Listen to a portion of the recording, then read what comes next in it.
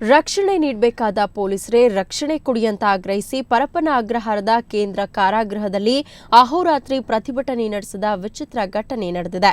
ತಡರಾತ್ರಿ ಪಾಳ್ಯದಲ್ಲಿದ್ದ ಜೈಲಿನ ಸೂಪರಿಂಟೆಂಡೆಂಟ್ಗೆ ಬೆಂಗಳೂರಿನ ಪಾತಕಿ ಕೋರಂಕು ಕೃಷ್ಣ ಧಮಕಿ ಹಾಕಿ ಅವ್ಯಾಚ್ಯ ಶಬ್ದಗಳಿಂದ ನಿಂದಿಸಿದ್ದಾನೆ. ಇದರಿಂದ ರೋಸಿ ಹೋದ ಜೈಲು ಸಿಬ್ಬಂದಿ ಕೋರಂಕುನನ್ನ ಸ್ಥಳಾಂತರ ಮಾಡುವಂತೆ ಆಗ್ರಹಿಸಿ ಪ್ರತಿಭಟನೆ ನಡೆಸಿದ್ರು. ಬೇಕೇ ಬೇಕು, ನ್ಯಾಯ ಬೇಕು ಅಂತ ಕೂಗುತ್ತಿರೋರು ಸಾಮಾನ್ಯ ಜನರಲ್ಲ, ಬದಲಿಗೆ ನಮಗೆಲ್ಲ ರಕ್ಷಣೆ ನೀಡಬೇಕಾದ ಪೊಲೀಸರು. ಪರಪ್ಪನ ಅಗ್ರಹಾರ ಕಾರಾಗೃಹದಲ್ಲಿ ಕೈದಿಗಳಿಗೆ ರಕ್ಷಣೆ ನೀಡುತ್ತಿರೋ ಈ ಪೊಲೀಸರು ಈಗ ನ್ಯಾಯಕ್ಕಾಗಿ ಹೋರಾಡುತ್ತಿದ್ದಾರೆ. ಅಷ್ಟಕ್ಕೂ ಇವ್ರಿಗಾಗಿರೋ ಅನ್ಯಾಯ ಏನು ಗೊತ್ತಾ?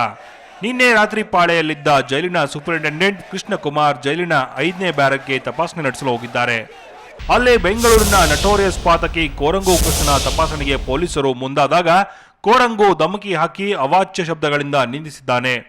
ಇದನ್ನ ಕೇರ್ ಮಾಡದೆ ಪೊಲೀಸರು ತಪಾಸಣೆ ಮುಂದುವರೆಸಿದ್ದಾರೆ. ಈ ವೇಳೆ ಇಬ್ಬರಿಗೂ ಮಾತಿನ ಚಕಮಕಿ ನಡೆದಿದೆ. ಇದೇ ಸಂದರ್ಭದಲ್ಲಿ ಕೋರಂಗು ಜೈಲಿನ ಸೂಪರಿಂಟೆಂಡೆಂಟ್ ಕೃಷ್ಣಕುಮಾರ್ಗೆ ಜೀವ ಬೆದರಿಕೆ ಹಾಕಿದ್ದಾನೆ. 8:30 ಆಜುಬಾಜು ಸಮಯದಲ್ಲಿ ಎಂದಿನಂತೆ ನಾವು ಬ್ಯಾರಕ್ಸನ್ನು ಸರ್ಚ್ ಮಾಡೋಕ್ಕೆ ಹೋಗಿದ್ದೀವಿ. ಆ ಸಮಯದಲ್ಲಿ ನಾವೆಲ್ಲ ಸಿಬ್ಬಂದಿ ಜೊತೆ ಹೋಗಿದ್ವಿ. ಆ ಸರ್ಚ್ ಮಾಡೋ ವೇಳೆಯಲ್ಲಿ ಆತ ಕೋರಂಗು ಕೃಷ್ಣ ಅಂತ ಒಬ್ಬ ರೌಡಿ ಮತ್ತು ಆತನ ಸಹಚರ ಇದ್ದರು. ಅವರು ನಮ್ಮ ಅಧೀನ ಸಿಬ್ಬಂದಿ ಕೆಲವರಿಗೆ ಬೆದರಿಕೆ ಹಾಕೋ ದಾಟಿದಲ್ಲಿ ಮಾತಾಡ್ತಾ ಇದ್ರು. ನಾವು ಅದನ್ನು ಎಚ್ಚರಿಕೆ ಕೊಟ್ಟೆ, ನೋಡಿ ತಾವು ಆ ಥರ ಮಾತಾಡೋಕ್ಕೆ ಅವಶ್ಯಕ ಆಗುತ್ತೆ, ನಾವು ಸರ್ಚ್ ಮಾಡೋಕ್ಕೆ ಬಂದಿದ್ದೀವಿ ಅಂತ. 10 ಅಪರಾಧ ಕೃತ್ಯಗಳಲ್ಲಿ ಭಾಗಿಯಾಗಿ ಜೈಲಿಗೆ ಬಂದಿರೋ ಈ ಪಾತಕಿಗಳು ಪೊಲೀಸರಿಗೆ ಯಾವುದೇ ಬೆಲೆ ನೀಡಲ್ಲ. ಇವರ ಮಧ್ಯೆ ಅತ್ಯಂತ ಒತ್ತಡದಲ್ಲಿ ಕೆಲಸ ನಿರ್ವಹಿಸಬೇಕಾಗಿದೆ ಅಂತಾರೆ ಸಿಬ್ಬಂದಿ. ದಯಮಾಡಿ ಈ ಒಂದು ಕುಖ್ಯಾತ ರೌಡಿಗಳಿಂದ ನಮಗೆ ರಕ್ಷಣೆ ಕೊಡಿಸಿ ನಮ್ಮ ಇಲಾಖೆ ಮುಖ್ಯಸ್ಥರು ಕೇಳ್ಕೊತೀವಿ. ಬೇರೆ ತರದ ಯಾವುದೇ ಇದಿಲ್ಲ. ನಾವು ಎಲ್ಲಾ ರೀತಿಯಲ್ಲಿ ಇದು ಮಾಡಾಗೋಯ್ತು. ನಾವು ಎಲ್ಲಾ ರೀತಿ ಮನವಿಗಳು ಕೊಟ್ಟಿದ್ದೀವಿ, ರಿಕ್ವೆಸ್ಟ್ ಕೊಟ್ಟಿದ್ದೀವಿ. ನಾವು ಲಿಖಿತ ಮನವಿಗಳನ್ನ ಕೊಟ್ಟಿದ್ದೀವಿ. ಸ್ಟಾಫ್ಗೆ ಹೊಡೆದಿರ ಅಲ್ಲೇ ಮಾಡಿದ್ದಾರೆ. ಬಂದಿಗಳು ಹೊಡೆದಾಡ್ರೆ ಸ್ಟಾಫ್ ಹೊಡೆದ್ರು ಅಂತ ಮಾಡ್ತಾರೆ. ಮತ್ತೆ ಪುರುಷ ಕೈದಿಗಳಷ್ಟೇ ಅಲ್ಲ, ಮಹಿಳಾ ಕೈದಿಗಳು ಪೊಲೀಸರಿಗೆ ಕಿರುಕುಳ ನೀಡುತ್ತಾರಂತೆ.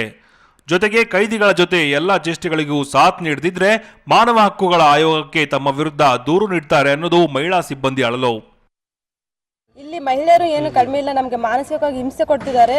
ಮತ್ತೆ ಅಸಭ್ಯ ಮಾತುಗಳಿಂದ ಮಾತಾಡ್ಬಿಟ್ಟು ನಮ್ಮ ಫ್ಯಾಮಿಲಿ ಮ್ಯಾಟ್ರ್ ಎಲ್ಲ ತಗೊಂಡ್ಬಿಟ್ಟು ನಮ್ಮನ್ನೆಲ್ಲ ಬೈತಾರೆ. ಆದ್ರೆ ಏನೇನು ನಾವು ಮಾತಾಡಕ್ಕೆ ಹೋದ್ರೆ ಅವ್ರಿಗೆ ಹೊಡೆಯಕ್ಕೆ ಅಧಿಕಾರ ಇಲ್ಲ ಅಂತ ಹೇಳ್ಬಿಟ್ಟು ನಮ್ಮ ಮೇಲೇ ಕಂಪ್ಲೇಂಟ್ ಎಲ್ಲ ಬರೆದಾಕ್ತವ್ರೆ. ಮತ್ತೆ ಹಾಗಾಗಿ ಏನನ್ನ ಹೇಳಕ್ ಹೋದ್ರೆ ಕಂಪ್ಲೇಂಟ್ ಕೊಡಕ್ ಹೋದ್ರೆ ಅವ್ರಿಗೆ ಮಾನಸಿಕ ಅಸ್ವಸ್ಥರು, ಅವ್ರಿಗೆ ಏನು ಮಾಡಂಗಿಲ್ಲ ಅಂತ ಹೇಳ್ಬಿಟ್ಟು ಅಧಿಕಾರಿಗಳೆಲ್ಲ ಹೇಳ್ತಾರೆ.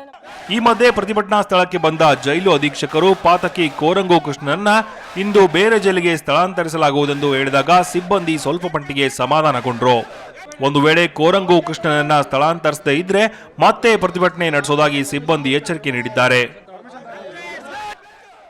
ಮಂಜುನಾಥ್, ಸುವರ್ಣ ನ್ಯೂಸ್ 24/7, ಆನೇಕಲ್.